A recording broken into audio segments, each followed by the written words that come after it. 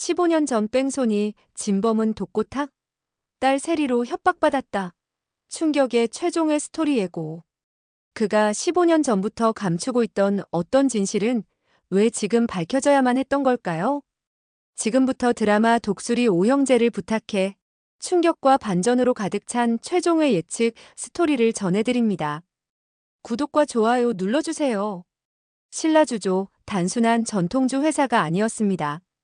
그 이면에 숨겨졌던 15년 전의 끔찍한 진실이 마침내 드러나기 시작했어요. 독고탁은 최근 독수리 술도가의 홍보 영상 조작 사건과 관련해 경찰 조사를 받던 중 자신의 개인 계좌에서 수상한 자금 흐름이 드러나며 긴급 체포됐습니다. 그 자금은 꾸준한 간격을 두고 누군가에게 거액이 지속적으로 빠져나간 흔적이었습니다. 더욱 수상한 점은 그 거액을 받은 사람의 정체. 바로 신라주조의 전무 소기룡. 경찰은 추가 수사를 통해 신라주조의 전무 소기룡과 독고탁이 주고받은 메시지 일부를 확보하게 됩니다. 이 메시지 속에는 누구도 예상하지 못했던 상상 이상의 협박 내용이 담겨 있었습니다. 15년 전 강민서 죽음. 당신만 알고 있는 게 아니야. 자네 딸 세리. 결혼 앞두고 불행을 맞고 싶나? 소기룡 전무는 독고탁에게 과거의 뺑소니 사건을 언급하며 은밀히 협박을 가했습니다. 소기룡 전무의 협박 문자가 공개된 직후 경찰은 충격에 휩싸였습니다. 강민서 죽음. 이 한 문장이 15년 전 묻혀있던 강민서 사망 사건을 다시 수면 위로 끌어올렸습니다. 당시 사건은 강민서가 빗길에 교통사고로 사망한 단순 사고로 종결됐습니다. 하지만 이제 상황은 전혀 다르게 돌아가고 있습니다. 경찰은 즉각 강민서 사망 사건 기록을 꺼내들었습니다. 비가 억수같이 쏟아지던 그날 밤, 강민서는 친구와의 약속을 마치고 도보로 귀가 중이었습니다. 그리고 그날 밤 안타깝게도 골목길 안쪽 CCTV 사각지대에서 차량에 치여 사망한 채 발견됐습니다. 인적이 드문 골목이라 발견이 늦어져 응급처치도 받지 못한 채 현장에서 사망한 것이죠. 사건 당시에도 경찰은 수상하다는 제보를 받았다고 합니다. 현장에 브레이크 자국이 없었고 충돌 흔적에 비해 차량 파편이 전혀 남아있지 않았기 때문입니다. 게다가 목격자도 블랙박스도 없는 상황. 그렇게 수사는 미궁에 빠지고 결국 불운한 사고로 마무리됐습니다. 하지만 이번에 새롭게 공개된 소기룡 전무의 문자에서 언급된 정황은 그날의 진실이 조작됐을 가능성을 드러내기 시작했습니다. 경찰은 먼저 독고탁의 과거 행적을 추적했습니다. 놀랍게도 사고 당일 밤 독고탁이 한 고급 주점에 참석했다는 출입 기록이 확인됐습니다. 그날 밤 그는 술을 마셨습니다. 하지만 중요한 건 그 이후입니다. 대리운전 호출 기록이 전혀 없었습니다. 게다가 다음 날 독고탁이 소유하던 차량은 보험사의 단독사고로 신고된 뒤 사고 발생 3일 만에 폐차된 이력이 있었던 겁니다. 그 차량은 신차였습니다. 주행거리도 2000km가 채 안 되었고 보험회사조차 차량이 폐차된 이유에 대해 의문을 품고 있었습니다. 이상하다고 느낀 정황은 여기서 그치지 않았습니다. 경찰은 차량 수리 내역, 사고 접수 시점, CCTV 유무 등을 바탕으로 추론을 이어갔고 사고 시간과 강민서 사망 시점이 거의 일치한다는 사실에 도달했습니다.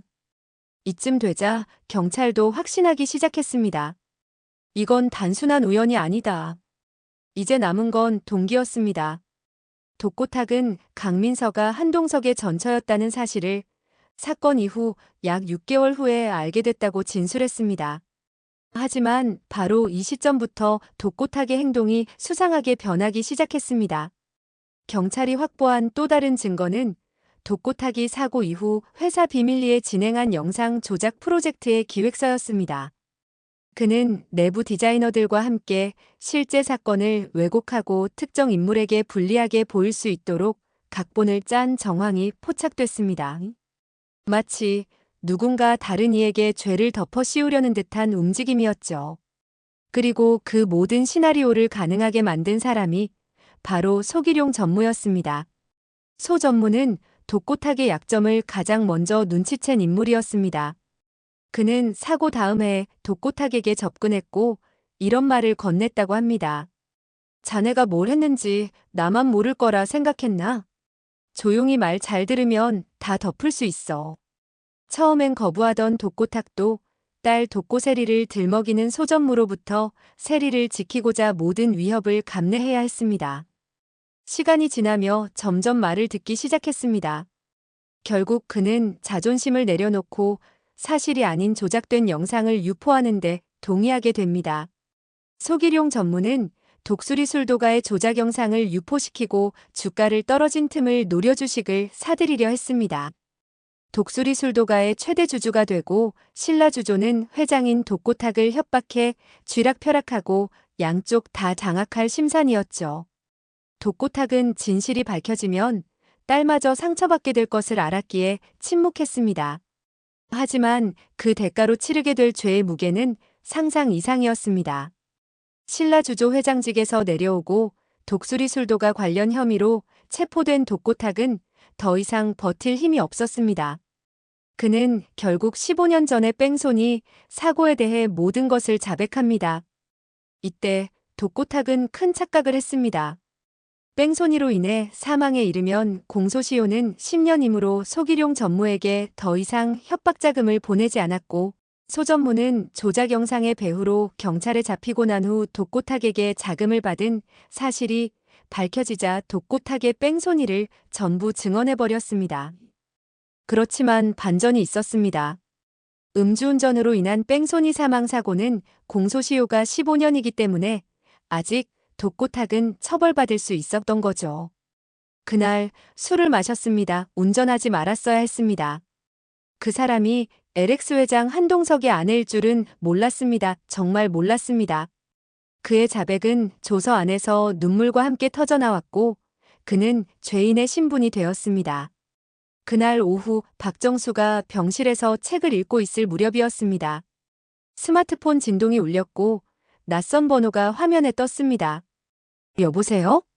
전화기 너머로 들려온 목소리는 경찰이었습니다. 박정수님 되시죠?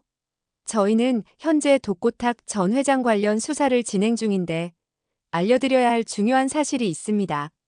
순간 박정수의 손이 얼어붙듯 멈췄습니다. 경찰은 조심스럽게 말문을 열었습니다.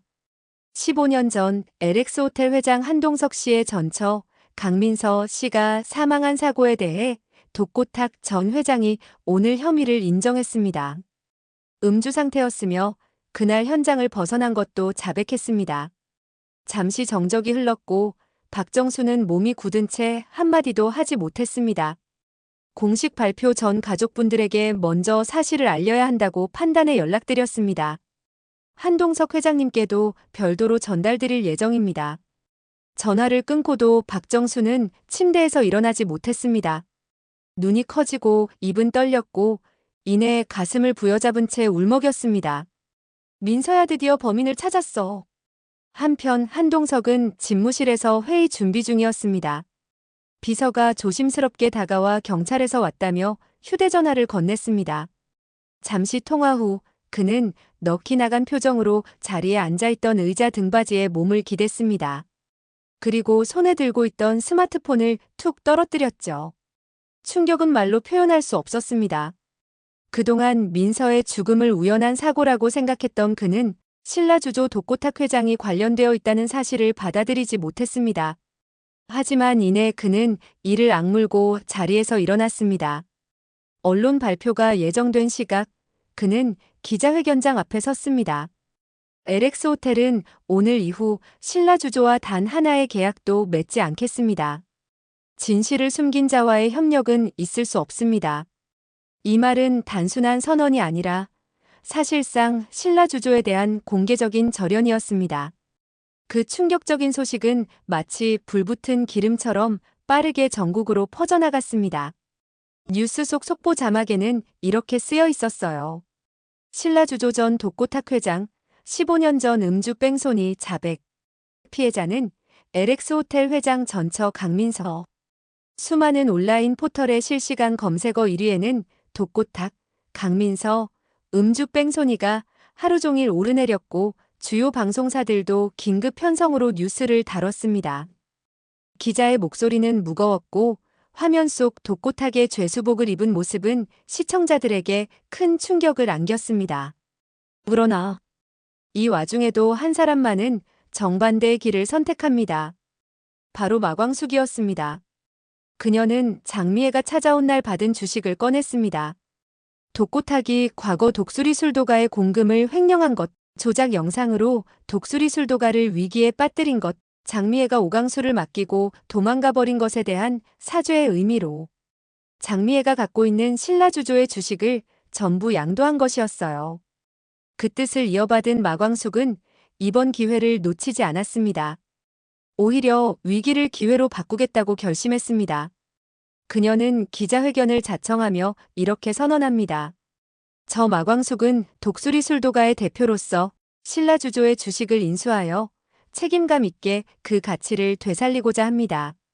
우리가 만든 술은 진심이 담겨야 하고 기업도 진심으로 책임을 져야 합니다. 이제 신라주조는 더 이상 과거의 유산이 아닙니다. 새로운 이름으로 다시 태어날 것입니다. 그 선언과 동시에 독수리 술도가는 신라주조와의 합병에 성공했고 그녀는 단숨에 신라주조의 최대 주주로 올라서게 됩니다.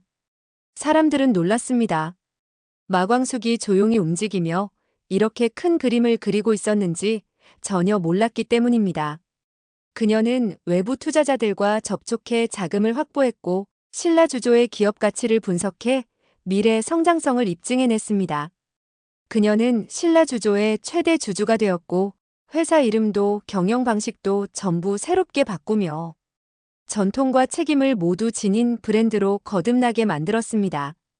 지금까지 술도가를 지켜낸 것만으로도 대단한 일이었지만 그녀는 거기서 한 발 더 나아가 신라주조라는 거대한 유산까지도 품에 안으며 진정한 승자의 자리에 올랐던 것입니다.